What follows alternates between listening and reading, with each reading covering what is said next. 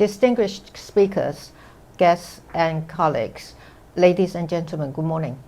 It is my pleasure to help mark the opening of this year's Global Taiwan Institute Annual Symposium. I want to thank GTI Chair Jennifer Hu, Executive Director Russell Hsiao, and the GTI Board and staff for organizing this important event. I also want to thank all of you here in person and online for your work to strengthen Taiwan-US ties. The relationship between our countries and peoples has never been more important, nor have your efforts ever been more necessary or timely. As we speak, the rules-based international order faces unprecedented challenges. Russia's invasion of Ukraine has underlined the gravity of the threat posed by the authoritarian states. This threat is increasing in the Indo-Pacific region amid continued authoritarian expansion. China's persistent military exercises, gray zone operations, and incursions with military personnel, weaponry, and drones into the areas around Taiwan undermine the status quo across the Taiwan Strait.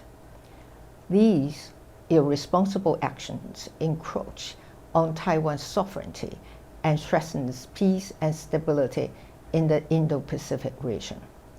They also endanger air and maritime safety, as well as international trade, in an attempt to erode international law and norms. It is heartening to know, however, that Taiwan is not alone in facing such aggression. We deeply appreciate the support from administration and elected officials in the US, who, together with friends from G7 nations and many other like-minded partners around the world, condemned China's military provocations.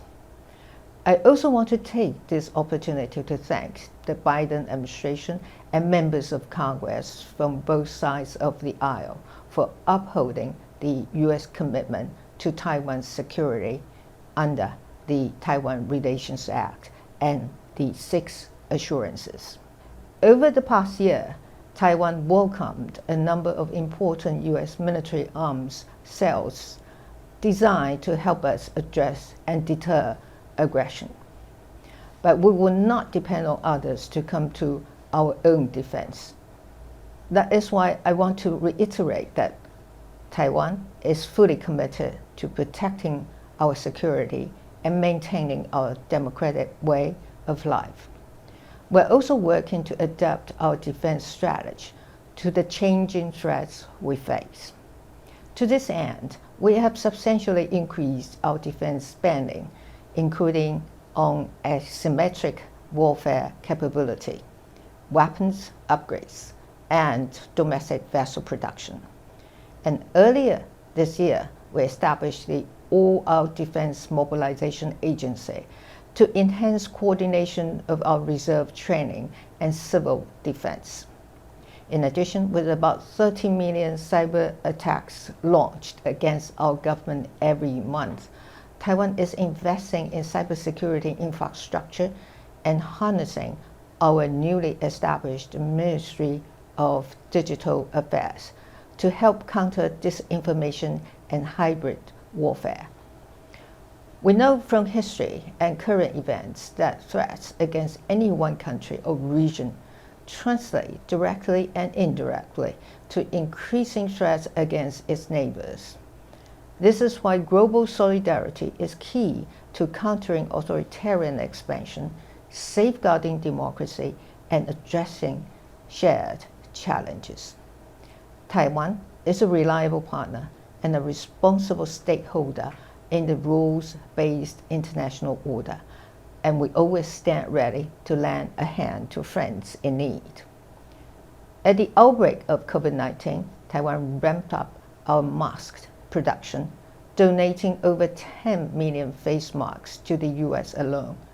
And after Russia's invasion of Ukraine, Taiwan donated more than 580 tons of supplies and $45 million in aid to help Ukrainian refugees.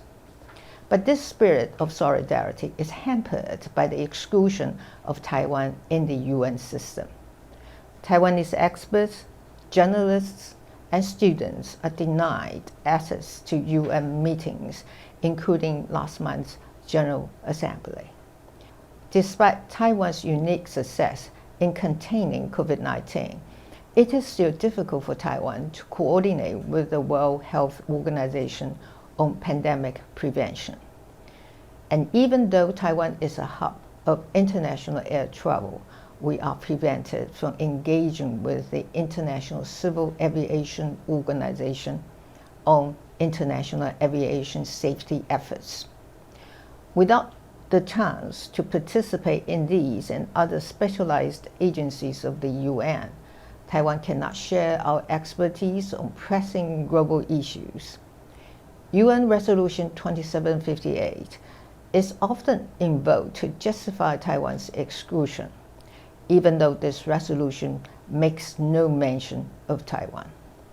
We're grateful to our many allies and friends around the world who have spoken up at the UN and other venues for Taiwan's international participation. Their messages of support reflect the simple truth that only Taiwan's democratically elected government has the right to represent the Taiwanese people. The people of Taiwan, like all other people, deserve the opportunity to be heard and to contribute. The inclusion of Taiwan in the UN system can only benefit global welfare. Despite these barriers to our international participation, Taiwan will continue to work with like-minded partners to advance international development and prosperity.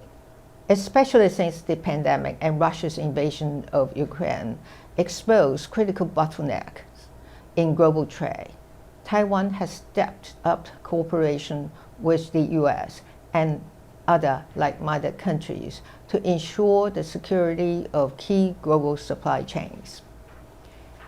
Building on years of cooperation under the Taiwan-US Trade and Investment Framework Agreement and the Economic Prosperity Partnership Dialogue, we launched the US-Taiwan Initiative on the 21st Century Trade earlier this year.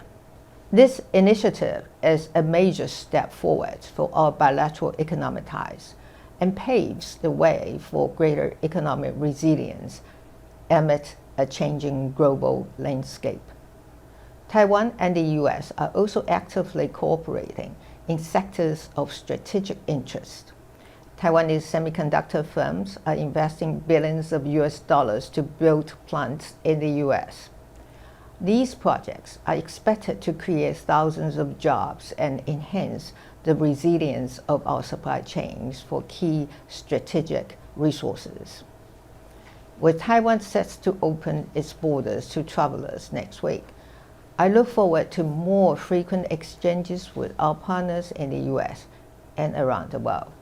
At a time when global democracy and the rules-based international order are facing their greatest test since World War II, we must return to what President George Washington called first principles in responding to the challenges of our time. Let us recommit ourselves to the core principles that have guided our shared prosperity. Taiwan stands with the US and our friends and allies in defense of freedom and democracy, and we are grateful for your support of our country. Once again, I want to thank GTI for the invitation to speak, and all of you here today for your work to promote engagement with Taiwan. I wish you all the best of health and a productive annual symposium. Thank you.